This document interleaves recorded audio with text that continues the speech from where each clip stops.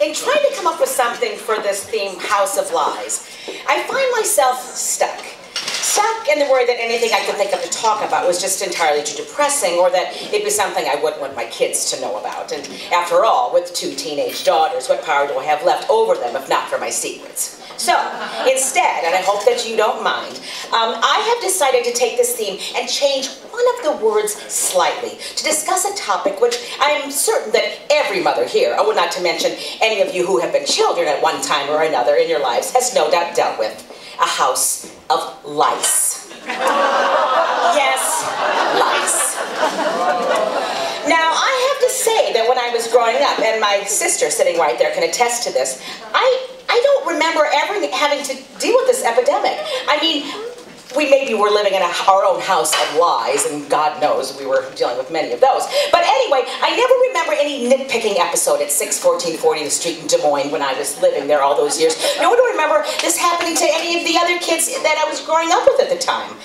Now, now clearly, Iowa hasn't cornered the market on lice-free living. I mean, I don't know, maybe the scent of the state where there are more pigs than people does have something to do with it. But I don't think so. I think that everyone was just in complete and itchy denial.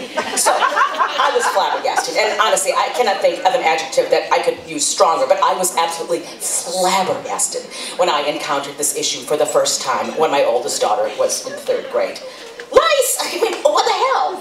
So, I get the letter sent home in her backpack. You know the one that I'm talking about, the one that says that lice is going around the school. Well, I also had another daughter at lucky me, at the same school at the same time. And so, when they say that lice is going around the school, they really mean lice is going around the school. So I get them home and I do the obligatory check that the letter tells me to do at the back of their neck and, you know, behind their ears, and there was no bugs. I was good, but not so fast. Upon further checking for the infinitesimally small and nearly impossible to see white little nits, God damn it, there they were. I mean, what? I'm an excellent mother. My kids are perfectly clean, but how can this be bugs? Well, apparently the little assholes love clean hair.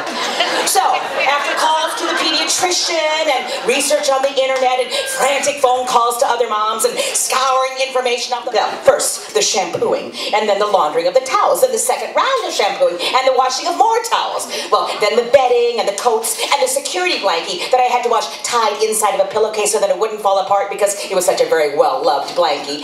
And, then the bagging of the stuffed animals and the vacuuming. Oh my God, the vacuuming of everything. The carpets, the area rugs, the furniture, the cars, the mattresses. Oh my God, it is endless, and it is just awful. And the sweeping, and you can never see anything, but you know that they are there. That if even one motherfucking knitter bug exists, you'll be plagued by these for the rest of your days.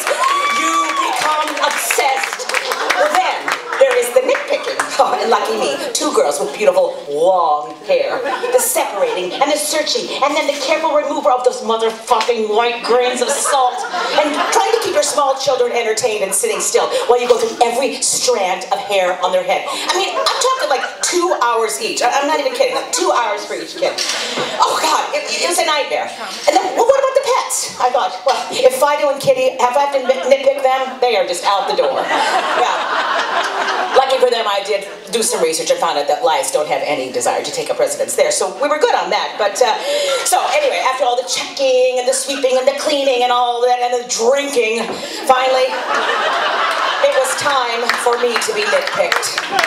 Oh God, they should put that in the marriage vows. But luckily for everybody, I was clean.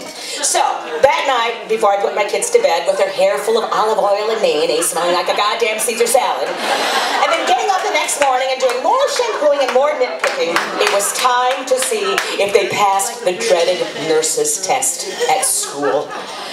I am telling you, it is worse than worrying about what your kid's ACT score will be as you carefully open that envelope when they are applying for colleges. It is the most nerve-wracking thing.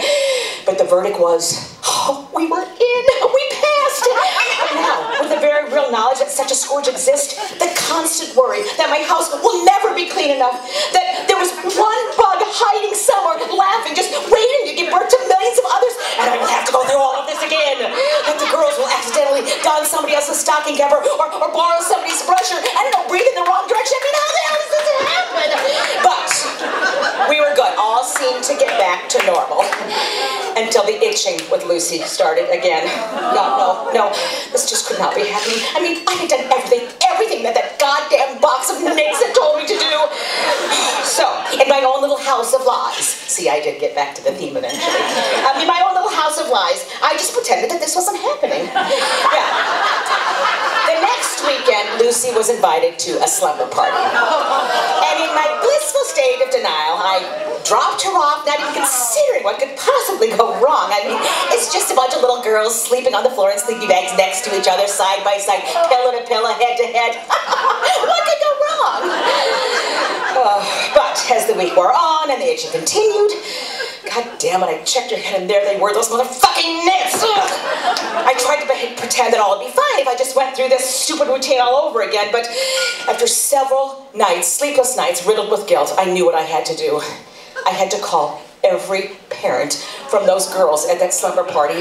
Now, and we were new to the school, so I didn't even know these people very well. I mean, what a great first impression to send your kid to a slumber party with a head full of bugs. And then the notes came back home in the backpacks, and I thought, oh my God, does everybody know that it was me? I mean, was I going to be banned from the PTA? Was Lucy going to be kicked out of Brownies? Were we going to have to move out of the school district? I mean, was my reputation ruined forever? Oh, I was really pissed now, and I was not going to go through this again. So, I did a little more research, and I discovered that in the olden days, another means of killing these motherfuckers was by smothering them with Vaseline. So, that's what I did. I rubbed handfuls of Vaseline all over Lucy's head that night, and I thought, ha-ha, take that!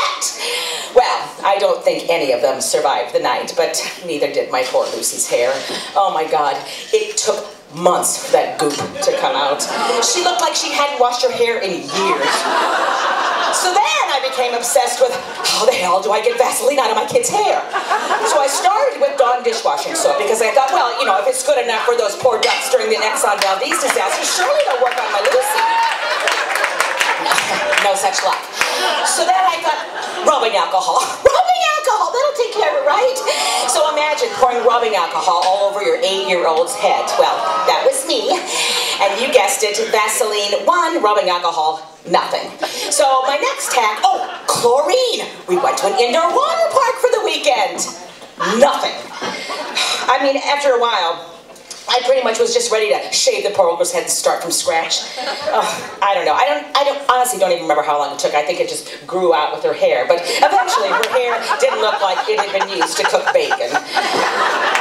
We could relax until the next time. And yes, I am here to tell you that I honestly do not even remember how many times since then that we've had to go through this same fucking routine. And I mean, we have had to do this many, many times.